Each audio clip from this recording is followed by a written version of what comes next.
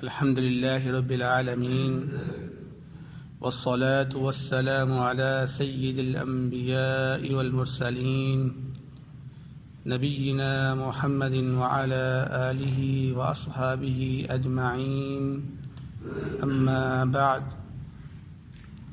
أعوذ بالله السميع العليم من الشيطان الرجيم بسم الله الرحمن الرحيم يا أيها الذين آمنوا اتقوا الله اے وہ لوگو جو ایمان لے کر آئے ہو اللہ رب العزت سے ڈر جاؤ وَكُونُوا مَعَ الصَّادِقِينَ اور سچ بولنے والوں کے ساتھ ہو جاؤ۔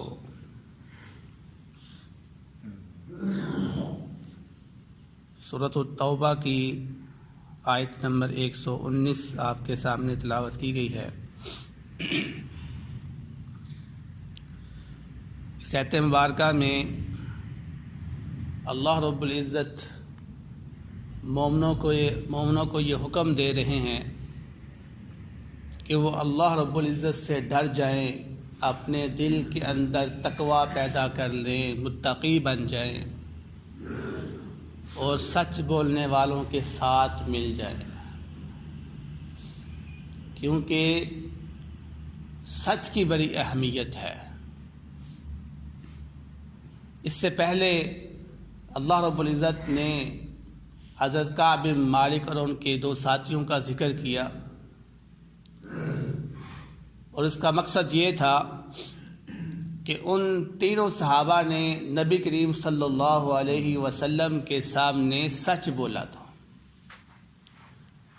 اس سچ بولنے کی بنیاد پر اللہ رب العزت نے ان کی توبہ بھی قبول کی اور اس کے ساتھ ساتھ ان کی توبہ کو قرآن بنا کر نازل بھی فرما دیا، جو روز قیامت تک لوگ پڑھتے رہیں گے، ان کا تذکرہ کرتے رہیں گے۔ یہ انعام کس چیز کا ہے؟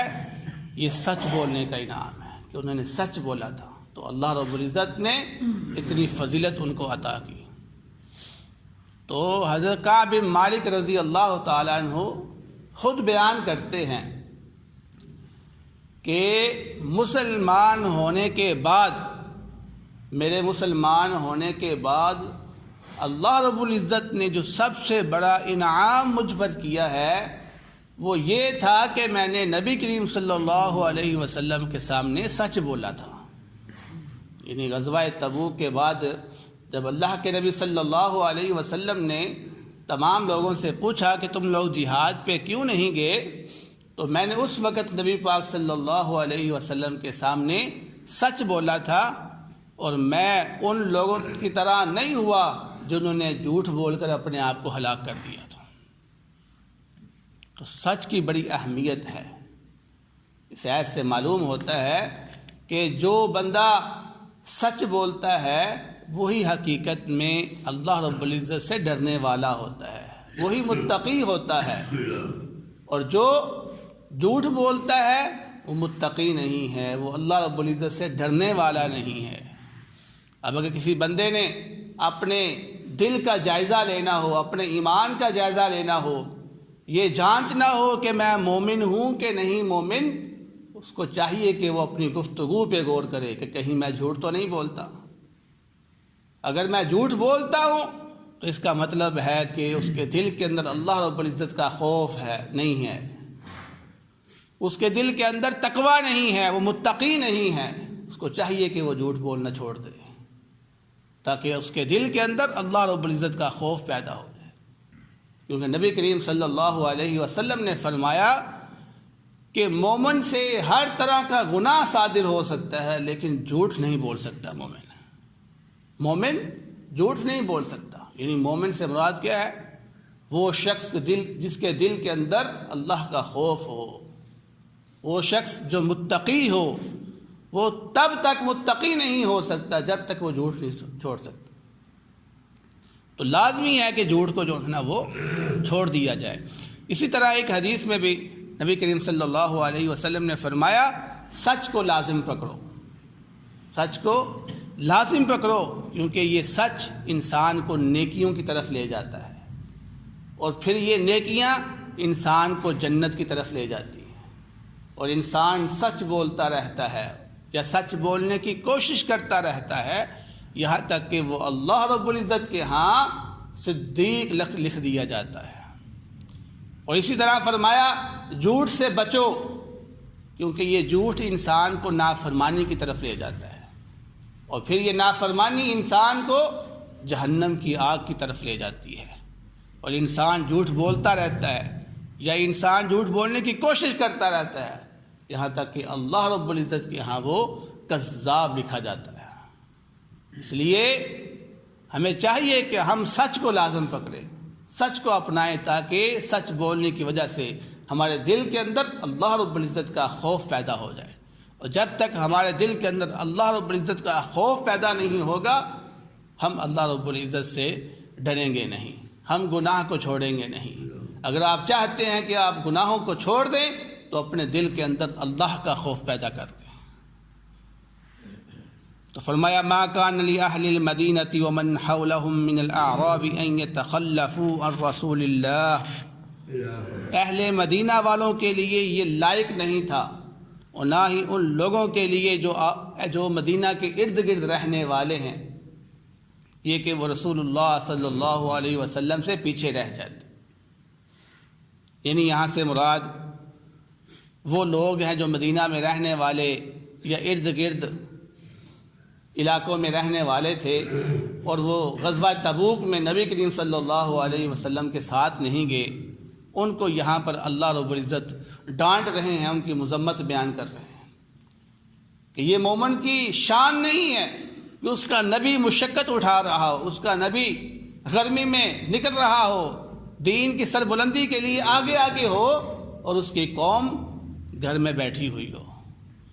یہ مومن کی شان نہیں ہے، مومن کی شان نہیں ہے، بلکہ مومن کو تو چاہیے یہ تھا کہ نبی کے کاموں میں آگے آگے بڑھتا، اپنے نبی کو سکون مہیا کرتا، خود تکلیف برداشت کرتا۔ لیکن اہل مدینہ کے بعض لوگوں نے یا اس دیہاتیوں نے کیا کیا، بہانے بنا کر اپنے آپ کو سکون مہیا کیا کہ ہم مشقت نہیں اٹھا سکتے، نبی مشقت اٹھاتا ہے تو اٹھا لے، ہم نہیں اٹھا سکتے۔ فرمایا وَلَا يَرْغَبُونَ بِأَنفُسِهِمْ عَنْ نَفْسِهِ، اور انہوں نے اس کی جان پر اپنی جان کو ترجیح دی، یعنی اپنی حفاظت کی کہ ہمیں تکلیف پہنچے گی، ہم اپنے آپ کو سکون مہیا کرنا چاہتے ہیں۔ تو یہ مومن کے لائق نہیں ہے، وہ مومن ہی نہیں ہے کہ جو اپنے رسول کو ترجیح نہ دے، جو اپنے رسول کی آسائشوں کے بارے میں نہ سوچے، جو صرف اپنے بارے میں سوچتا ہے۔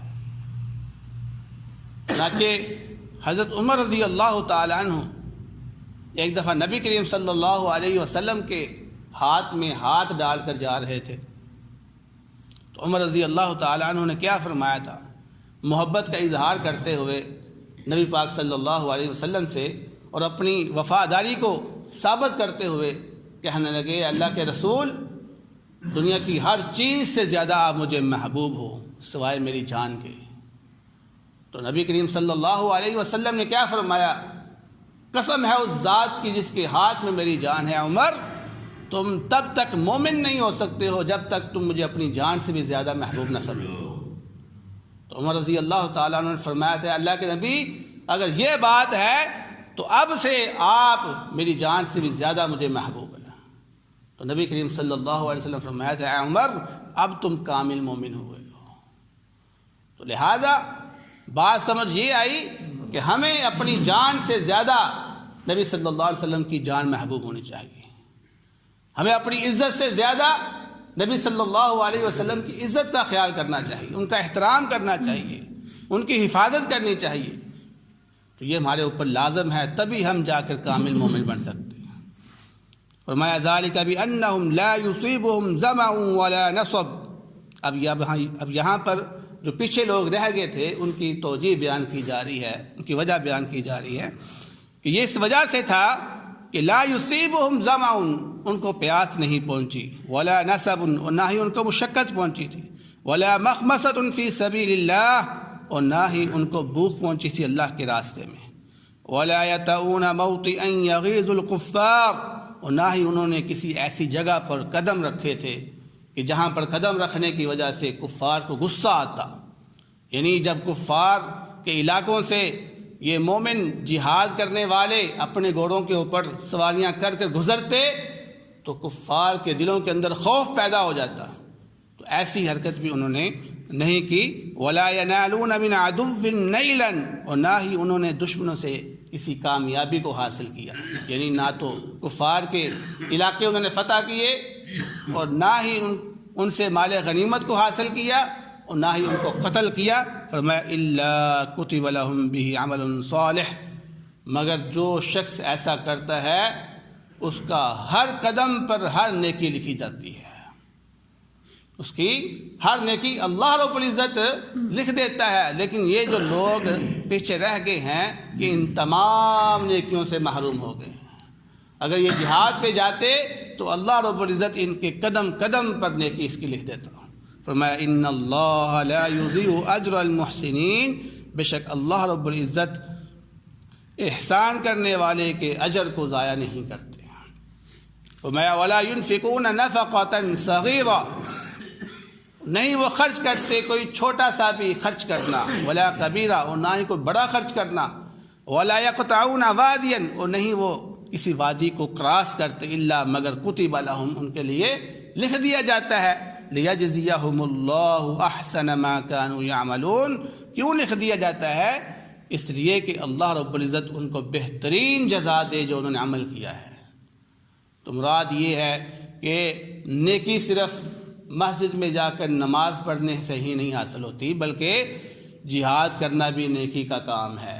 اس لیے جہاد میں نکلو اور دین کی سربلندی کے لیے کوشش کرو. یہ مومن کا شیوا ہے، یہ بھی مومن کا مقصد ہے. دعا ہے اللہ رب العزت سے جو سنا ہے اس پر عمل کرنے کی توفیق عطا فرمائے. بہترین صدقہ جاریہ حاصل کرنے کے لیے اس ویڈیو کو لائک، کمنٹ اور شیئر کرنا مت بھولیں.